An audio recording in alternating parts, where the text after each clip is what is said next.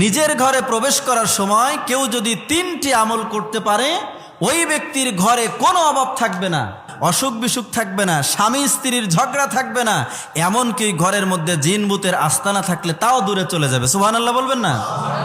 3টি আমলের প্রথম নাম্বার আমল হচ্ছে, আমরা যখন ঘরে ঢুকতে যাব আমরা তখন জোরে একটা সালাম দিব।